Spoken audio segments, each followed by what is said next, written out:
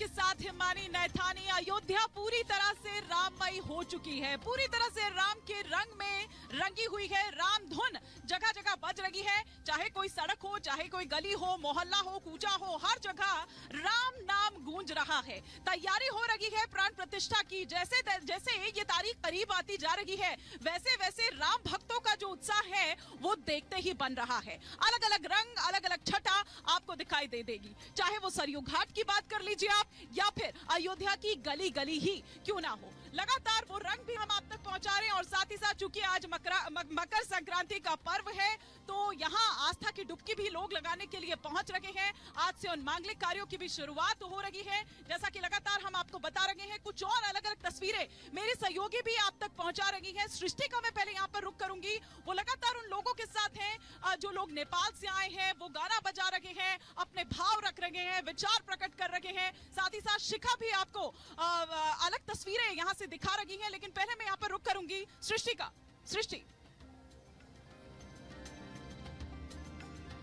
बिल्कुल हिमानी, देखिए जैसी तस्वीरें आप सरयू घाट से दिखा रही हैं तैयारी की, मैं बड़ी खबर बताऊंगी, लेकिन उससे पहले ये तस्वीर हम दिखा दें कि प्राथमिक उपचार केंद्र यहां पर बनाए गए हैं। आप देखिए कि जगह जगह पर जो तैयारियां, रामधुन बज रही हैं, राम कथाएं हो रही हैं, लेकिन यात्रियों की, श्रद्धालुओं की सुरक्षा के लिए और खास तौर पर अगर कोई इमरजेंसी सिचुएशन आती है उसके लिए ये जगह जगह पर इसी तरीके से प्राथमिक उपचार केंद्र बनाए गए हैं। अगर आपको तुरंत कोई दिक्कत होती है, आप यहाँ आकर संपर्क कर सकते हैं। ये एक अस्थायी बेड भी लगाया है, व्हीलचेयर यहाँ पर है, ऑक्सीजन आपको यहाँ पर नजर आ जाएगा। और इसी के साथ आपको बता दें, आप ये देख सकते हैं कि डॉक्टर भी यहाँ पर बैठे हुए हैं। और तमाम ये जो दवाइयां हैं, ये बेसिक दवाइयां हैं जिसका इस्तेमाल किया जाता है। और अगर कोई श्रद्धालु है, साधु संत है जो दूर दराज से आए, अभी महाराष्ट्र से कुछ संत यहाँ पर पहुंचे हुए थे दवाइयां लेने के लिए, और निःशुल्क में जो है ये सेवाएं यहाँ प्रदान की जा रही हैं। डॉक्टर साहब है, हम एक बार फिर से उनसे बात करने की कोशिश करेंगे। सर, क्या क्या व्यवस्था हर एक कैंप में की गई है? इस कैंप की अगर बात करें तो क्या सुविधाएं हैं?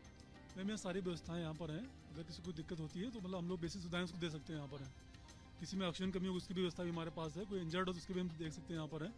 अगर सीरियस होगा तो हम लोग यहाँ से रेफर करेंगे उसको। अगर मतलब जो फर्स्ट एड है हम लोग यहाँ दे देंगे उसको। ये सारी व्यवस्था निःशुल्क सुविधाएं सारी सरकार की तरफ से सुविधाएं हैं। दवाइयाँ, सब कुछ निःशुल्क है, सब कुछ निःशुल्क है, सब एवरीथिंग यहाँ पर निःशुल्क यहाँ पे है। और लगातार श्रद्धालु आ भी रहे हैं, जैसा हम देख रहे हैं। बिल्कुल आ रहे हैं, बिल्कुल आ रहे हैं। जी मैम, काफी मदद भी मिल रही है। मदद मिल रही है। बिल्कुल मैम, बिल्कुल मैम। किसी को दिक्कत हम लोग देख रहे हैं, मैनेज कर रहे हैं उसको। बिल्कुल, तो देखिए इसी तरीके से जो आपको याद होगा, मुख्यमंत्री योगी आदित्यनाथ ने इस बात का जिक्र भी किया था कि लगातार जो डॉक्टर्स यहाँ पर बुलाए गए हैं, अलग अलग आसपास के जो शहर हैं वहां से भी डॉक्टर्स की टीम यहाँ पर लगातार बुलाई गई है। और सीधे तौर पर ये इंतजाम किया गया है उन श्रद्धालुओं के लिए जो देश के कोने कोने से आ रहे हैं। इसी बीच एक और बड़ी खबर आ रही है, वो भी आपको बता देते हैं कि लखनऊ से अयोध्या के लिए अब हवाई सेवा, हेलीकॉप्टर सेवा की शुरुआत होने वाली है। माना जा रहा है कि 19 तारीख सेवा की शुरुआत यहाँ पर हो जाएगी और मात्र 30 से 40 मिनट के भीतर जो है आप लखनऊ से अयोध्या तक का सफर तय कर सकते हैं। इसकी तैयारी यहाँ पर पूरी कर ली गई है, ये बड़ी खबर आपको बता दें। और एक बार में 8 से 18 यात्री सफर कर पाएंगे। इसके साथ रोजाना 3-3 हेलीकॉप्टर की सेवाएं यहाँ पर मिलेगी। तो आप देखिए कि श्रद्धालु जो मन में आस्था रखते हैं, विश्वास रखते हैं,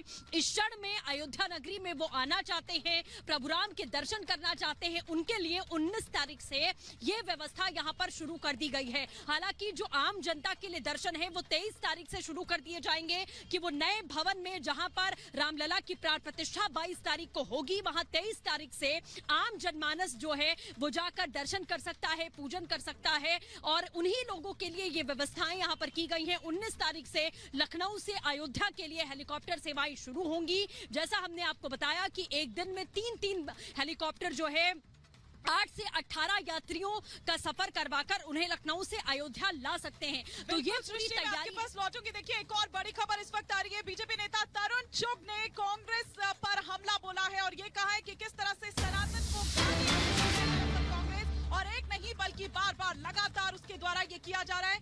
कश्मीरी पंडितों को शोलों पर फेंका, ये बीजेपी ने कहा। कांग्रेस में दिख रही है मंदिर की खुन्नस। ये साफ तौर पर तरुण चुग का, बीजेपी नेता का इस वक्त हमला कांग्रेस पर। ये बड़ी खबर इस वक्त आ रही है। लगातार जिस तरह से कांग्रेस सनातन का विरोध करती रही है, उसके तमाम जो नेता द्वारा क्या कुछ कहा इसके अलावा तरुण चुग ने, आइए आपको सुनवाते हैं।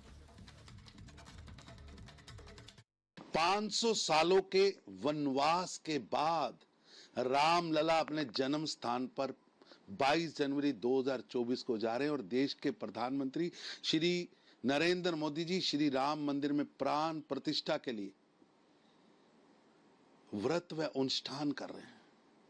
वहीं दूसरी ओर कांग्रेस के महापरिक्रमावादी नेता अपने 10 जनपद में बैठे आकाओं और मालिकों को खुश करने के लिए लगातार देश के लिए काम करने वाले प्रधानमंत्री भारत के वीर बेटे नरेंद्र मोदी जी पर अपशब्द कह रहे हैं, गालियां बक रहे हैं।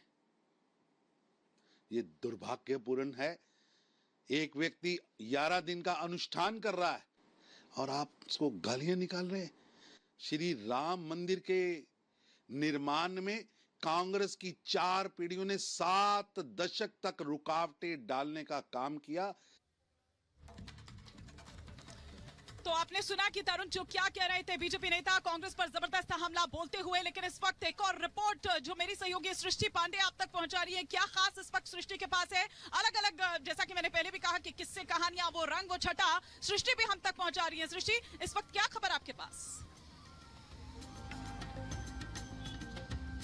बिल्कुल ईमानी, देखिए जिस तरीके से बीजेपी लगातार कांग्रेस पर हमला बोल रही है क्योंकि इस मामले को लेकर राजनीति जारी है, लेकिन इसी बीच एआईएम चीफ असदुद्दीन ओवैसी वो भी पीछे नहीं है। वो लगातार इस वक्त भड़काऊ बयानबाजी करते हुए नजर आ रहे हैं और ओवैसी की ये तकरीरें अब हदें पार कर रही हैं, क्योंकि एक तरफ आप देखिए जो नफरती बोल उनके सुनने को मिल रहे हैं। पूरे देश में राम मंदिर को लेकर, प्राण प्रतिष्ठा को लेकर खुशी का माहौल है, हर्षोल्लास है, खुशी है, लेकिन दूसरी ओर ओवैसी जो है लोगों को भड़काने का काम कर रहे हैं। आपको दिखाते हैं इस रिपोर्ट के जरिए।